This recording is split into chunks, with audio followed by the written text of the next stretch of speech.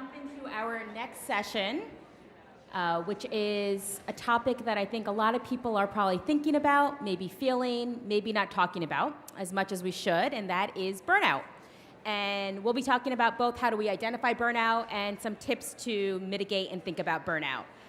So my name is Arwa Gunja. I'm the executive producer of The Takeaway, which is a daily national news program that comes out of WNYC radio.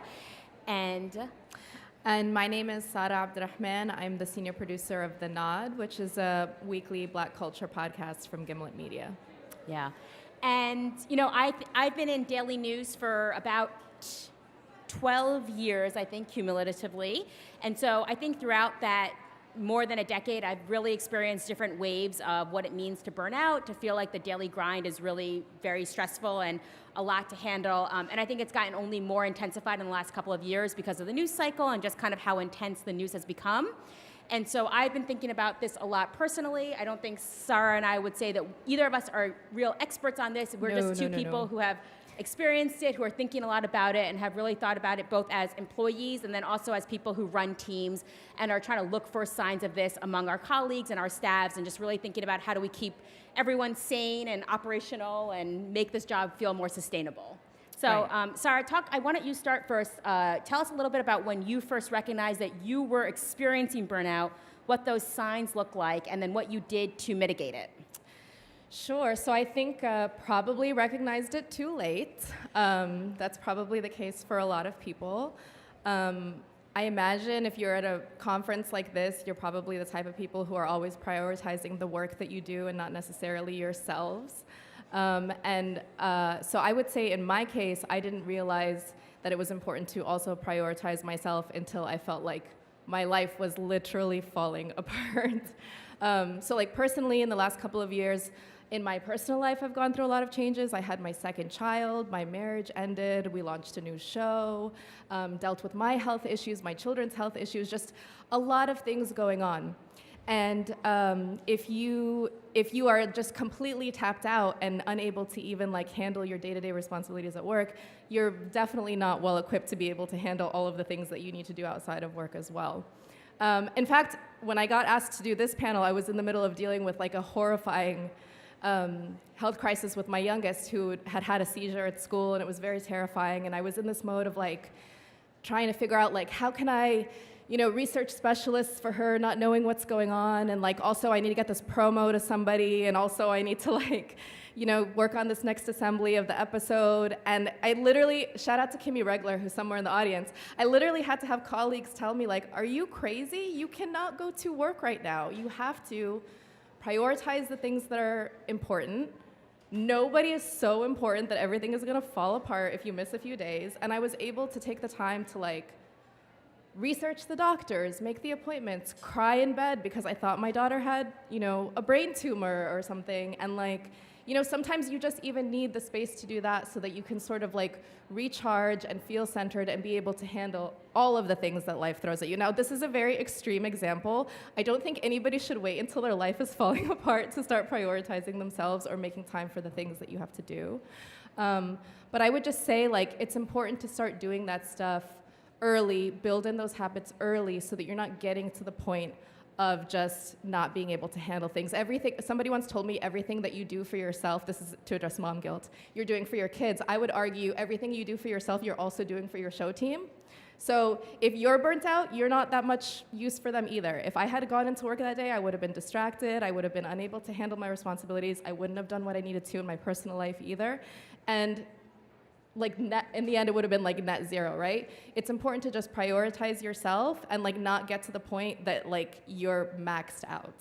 And Arwa, I know that you also manage people and you also have experienced burnout. And so I would ask you like, I'm giving this like extreme example, but that's not how it is like every day for people. Like what are the ways that I have learned to identify burnout in yourself, in your colleagues, and the people that you manage? Yeah, I mean, this has just become such a huge issue for my workplace, and I think for so many journalists right now and in this industry, trying to identify, not just when we're feeling burnt out, but how do we identify it in our colleagues, and how do we cultivate a work environment where people feel like they can, speak up, they can get some time away, and then we can help each other. So, I mean, one of my first things would be just if you are a manager of a team, of a show, of of a company, I think it's really on you in a lot of ways. You set the tone and the culture of your workspace and your environment, and people will follow your lead. So if you are sending emails at godforsaken hours, late at night, and early mornings, on the weekends, you create the expectation that people should be doing that too.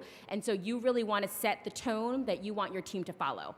If you don't need to be emailing all the time, you should question why you are doing it and the kind of stress and pressure you're putting on other people to feel like they have to reply. Even if you say to people, wait until Monday, that is just not the reality that people feel when they receive those kinds of emails and those kinds of notes. So I think about that a lot. I also just think about what's happening in the world and that we as employees are human beings first. And the news cycle is very traumatic for a lot of people right now. And so I have been told by some really good mentors to check in with people. Ask people how they're doing, how they're feeling, start meetings off by asking people how their weekends were, what they did last night, just kind of get conversation going so you can find out just what kind of mental space people are in and what space they might need to be away. We are a really flexible team at The Takeaway, and that is really because our senior leadership has allowed it to be so. We allow people to prioritize doctor's appointments, health issues, family needs, leave early, get out on time. We cover for each other a lot, but again, that only is possible because we all do it for each other. I have thought a lot about what are the signs of seeing burnout, both within myself, but also among my teammates, and I'll just tell you a few of them. I've also read up about it a little bit just from, what researchers have said and like management books have said about this. And so some things that I think most people would agree on is just constant exhaustion, just being tired all the time, really feeling drained, like you're really running on empty. When you're just kind of always counting down until your next vacation, till the weekend, till your next break, I think that is a really strong sign that you are really tired. When you don't want to do anything social, so you'd rather just kind of go home after work, where like getting a glass of wine with friends really feels like too much, like that is overextending. The feeling of just dreading every day, dreading going into work, dreading getting projects complete. I think that is a good time to also do a self-assessment with yourself about kind of gauging your own happiness. And then I think also just relationships that start to fall apart outside of work. So your personal relationships are suffering, your family relationships are suffering. Those are all really some telltale signs that you are burnt out, you are giving too much to your job, and that you probably need to think about just some restructuring. And you were comparing it, Arwa, to like the feeling of being in a bad relationship, right? Yeah. I mean, some really early advice I was given, like, I don't know, I must have been 18 years old about relationships, was that a good sign of a bad relationship is if you are unhappy more than you are happy. I think about that with my job all the time. Are you less satisfied than you are more satisfied, more often than not, and kind of thinking about, this will get more into like the tips portion of this conversation, but I do think you should really think about the life you want to have, the day, the schedule you want to have, and think about what you can do to structure that. Yeah. But talk about some of your signs, and I think we can pivot to the tips. Yeah, I would say like on that feeling of like, are you enjoying yourself more than you're not enjoying yourself? Obviously we're still talking about jobs at the end of the day, so it's still going to be work. There's still going to be times where you have to like, work on a weekend or stay late, or there's breaking news and you have to throw out the whole show and like start a new one. But that's why it's so important in the times that is not the case to be taking time for yourself and re-energizing yourself and taking care of whatever you need to do in your personal life, so that you can handle it when news breaks and you're ripping up the episode and starting from scratch. I think that's very important. Yeah. And we can talk about some of the things that I think we've both have found have been really important to do. One thing that I'll just say for me personally, I do not have children, so my life responsibilities are really different from people who are caring for others or who have dependents, and I absolutely recognize that. But one of the things I've done with the luxury of not having dependents at this point in my life is I really clear my weekends. My weekends for me are not about running errands, and they are not about getting things done off my checklist. I really structure that into my work week, and I use the weekends just for myself. And this is a tip that we talked about that you are teaching me that I'm going to take your advice on. But I don't touch my laptop over the weekends. I am, unfortunately, on my phone because I'm an addict, but I try really hard to not be on my work email for more or less, but I'm still on Twitter and Facebook. But I am not doing laundry on the weekends. I'm not grocery shopping on the weekends. For me personally, that's not my time to do errands. It is my time to completely find 2 days to just enjoy myself, to unwind, to relax, to be social. So that I found has been really positive for me. I've also thought a lot about just how do you create structured time every single day where it's just about you. So the thing that you do where during that one brief moment, you're not thinking about your job, you're not thinking about your responsibilities, your obligations. I think for a lot of people, that's like going to the gym. For me, I try to go to the gym, and that's my 1 hour. I think it can be also as simple as just watching TV, listening to music, but whatever that thing is, just making sure that you make time for it because it's just so important. Trying to put your phone down as much as possible. I don't think that that can be stressed enough, but I am hypocritical for suggesting it. And but really important to me, and also as a manager, is trying to not only use my vacation days and my sick time and my personal time, but also encouraging my staff members to do it too. You lose that time, it is your time, you should use it, and you should think about your health as not just your physical health, but your mental health, and use your time. You have it, and it's really there for you to use it. A big thing that I know I've heard repeated just in the last hour that I've been here a bunch, but just also knowing when to say no to things, not when to just say that you have too much on your plate. And if you are gonna be asked to do things, also thinking about, is it worth your time and what is the compensation that comes with it? But really being aware of how much you can handle at any given time. And yeah, and again, just really creating, imagining the kind of work-life balance that you want to have and being proactive about the ways in which you're going to get it. Even if you can't do that tomorrow, really trying to imagine, this is the amount of time I want to spend on work, this is the amount of time I want to spend on family or other things, and then structuring a environment or the work conditions that make that possible. Yeah, like on the imagining your work-life balance thing, I remember reading like a design thing about like in my ongoing quest to get my house in order. It was like, visualize the space you want, make it happen. If you want that chair to not be a place that always has clothes on it and you want to actually sit on that chair, clear the chair off.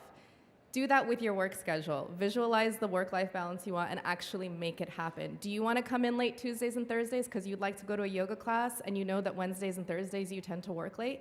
Build that into your calendar. Have people schedule stuff around it. It's always going to be there. You don't have to wait until you have a week where there's an empty Tuesday and then you might schedule it in, but no, you're tired and I don't even know if that class is available and blah, blah, blah. Build it in.